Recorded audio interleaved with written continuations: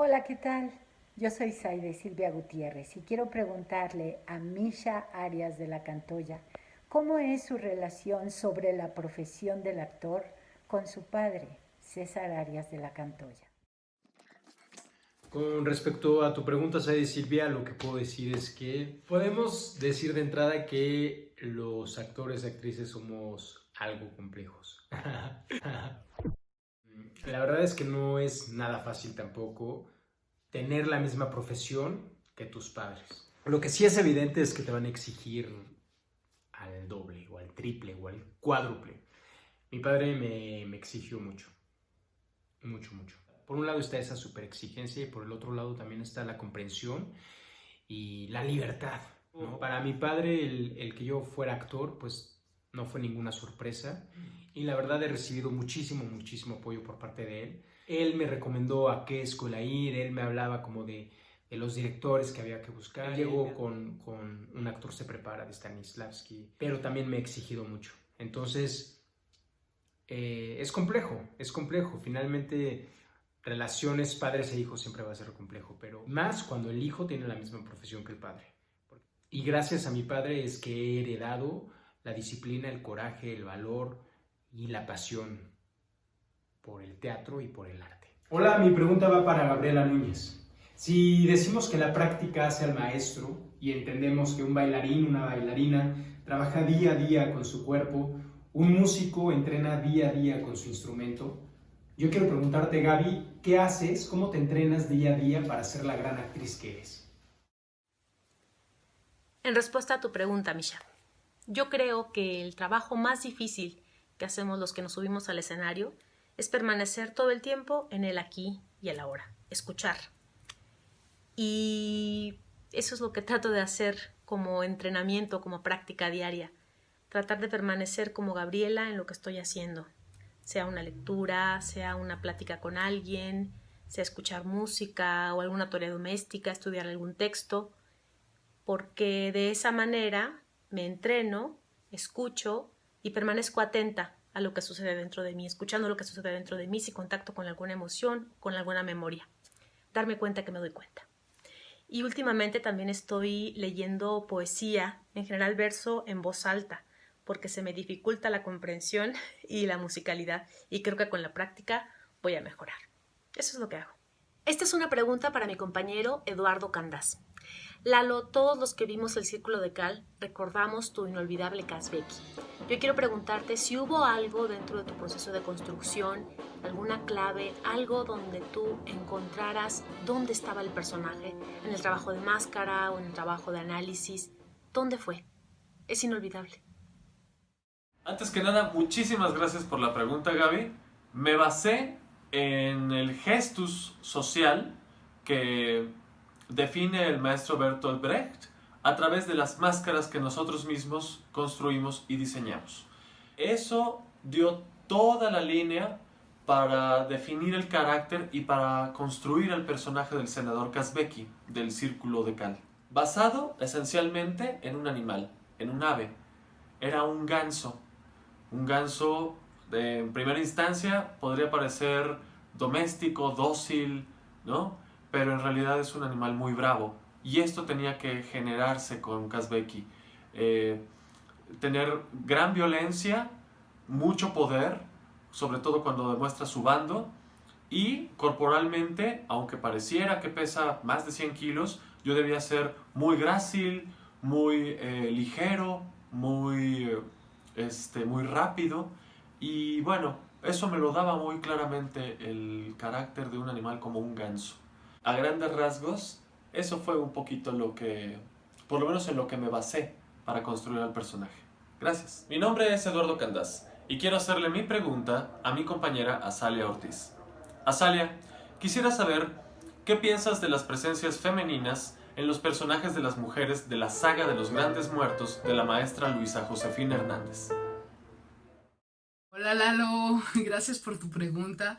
Creo que esta presencia femenina de la que me hablas y de la que me preguntas no solo está en los personajes femeninos, también está en los personajes masculinos. Creo que lo femenino no existe sin lo masculino, entendiendo el lado femenino como la tierra, como aquello que está en las entrañas, como aquello que concibe, como aquello que recibe, y entendiendo el masculino como el cielo, como aquello que otorga, que da, que penetra. Creo que Luisa Josefina pone esos elementos ahí, tanto masculinos como femeninos, y los encuentra, pero al mismo tiempo lo que trata de hacer es reconciliarlos y enfrentarnos también a ellos, enfrentarnos a que nosotros podemos decidir finalmente cómo equilibrarlos. Y también creo que invita a un equilibrio respecto a nuestra sociedad. También nos invita como sociedad a que reflexionemos sobre un equilibrio acerca de lo femenino y lo masculino, independientemente del género. Y eso me parece bellísimo. Hola, tengo una pregunta para un amigo queridísimo del elenco, Rodrigo Vázquez, a quien conocí cuando yo tenía como unos 22 años y lo vi actuando y me enamoró perdidamente. Nunca me imaginé, Ro, que fuera a compartir escenario contigo, y lo agradezco profundamente porque me has enseñado muchísimas cosas. Y yo quería preguntarte, ¿cómo concibes la actuación? Platícame. ¿Qué pactos secretos, qué diálogos secretos has encontrado entre el teatro y tú? Te quiero. Hola Asa, ¿cómo estás? Gracias por compartir pues estos recuerdos de que nos conocimos hace mucho tiempo, es verdad. Y yo creo que tiene que ver con la primera pregunta que me lanzas.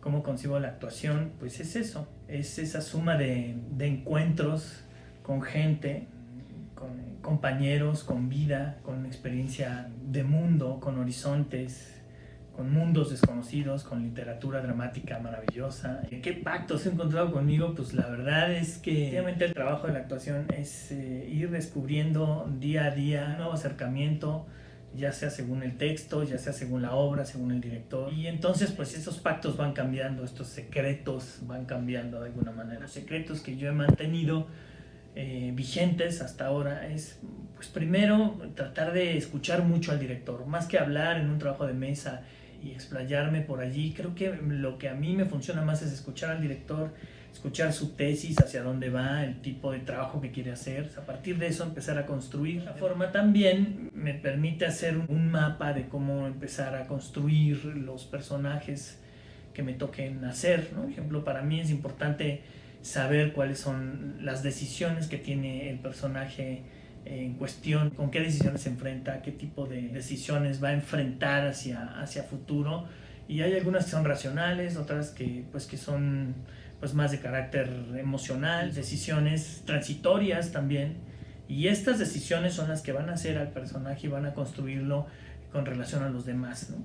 Pues creo que esas son como las reglas, los pactos o los secretos con los que me manejo para tratar de llegar a una comprensión común con el director. Cosa que procuro hacer es, para mí el trabajo de actuación también tiene que ver, o del teatro tiene que ver siempre, y yo diría que en un 70, si no es que más, un 90%, pues tiene que ver con la calidad humana, por un lado, y por el otro, con brindar confianza. En el momento en que tú ofreces esa confianza de que el otro está ahí, de que tú estás allí para cualquier necesidad, pues creo que es mucho más fácil trabajar y mucho más fácil poder construir lo que sea. Después de varios días de estarlo pensando, más que una pregunta, quiero un consejo que se lo lanzaría a mi querido Gastón. Con todo tu tiempo de experiencia en esto del teatro, pues me gustaría saber qué consejo nos podrías dar a los que vamos detrás de ti para llegar a tener pues ese rigor de trabajo y esa calidad que tienes tú. Mi querido Rodrigo, muchas gracias por tan elogiosos conceptos. No sé en qué forma explicártelo. Lo mejor es decirte dos pequeñas anécdotas que me sucedieron con dos grandes personalidades teatrales. Una de ellas fue con Ofelia Guilmain, la gran trágica, que me hizo el honor de ser mi amiga desde que yo era un jovenzuelo. Entonces estábamos en Monterrey, me parece, trabajando en una gira, y un día llegué al teatro y no encontraba a Ofelia por ninguna parte, en el área de camerinos, ni entre cajas. Y finalmente llegué a escena que estaba a oscuras y allí estaba Ofelia sola. Y le dije, Ofelia, ¿qué haces aquí, sola en la oscuridad? Y me dijo, estoy pidiéndole permiso al teatro para actuar. Eso me cambió por completo todo mi concepto de la actuación. Me dio una visión de lo que es la auténtica humildad. Es decir, ella no subía a escena a lucirse, a que la aplaudieran, a atraer los reflectores sobre sí. Subía con toda humildad a ser la intermediaria entre lo sagrado y lo humano. Y la otra fue con Tania Balachova en París, que fue mi maestra, y hice una escena de Las Preciosas Ridículas, hice Mascarilla, claro. Y entonces, después de hacerla, que yo creí que había quedado como los propios ángeles, me dijo, ¿y por qué lo hizo usted ridículo?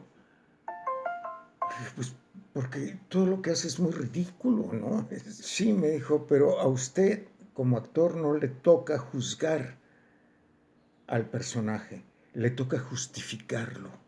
A partir de entonces, no trato de juzgar a mis personajes, sino de justificarlos. Nada más, justificar todo lo que hacen. Nosotros justificamos muy bien todo lo que hacemos porque sabemos qué es lo que nos impulsó a ello. Bueno, pues hay que hacer una historia previa del personaje en la cual podamos justificar todo aquello que hace, hasta lo más vil, hasta lo más ruin. Y bueno, eso es todo, mi querido Rodrigo. Te mando muchos abrazos y muchos besos. Chao. Don, mi querido tocayo, a lo largo de nuestras muy fructíferas pláticas, me he dado cuenta de que posees un sólido sentido común. Entonces, quiero preguntarte algo que a mí me resulta muy fácil contestar, pero yo no tengo un sólido sentido común. Y quiero preguntarte, para ti, ¿qué es más real? ¿Lo que sucede en escena o lo que sucede fuera de escena? Eso es todo. Gracias, Tom.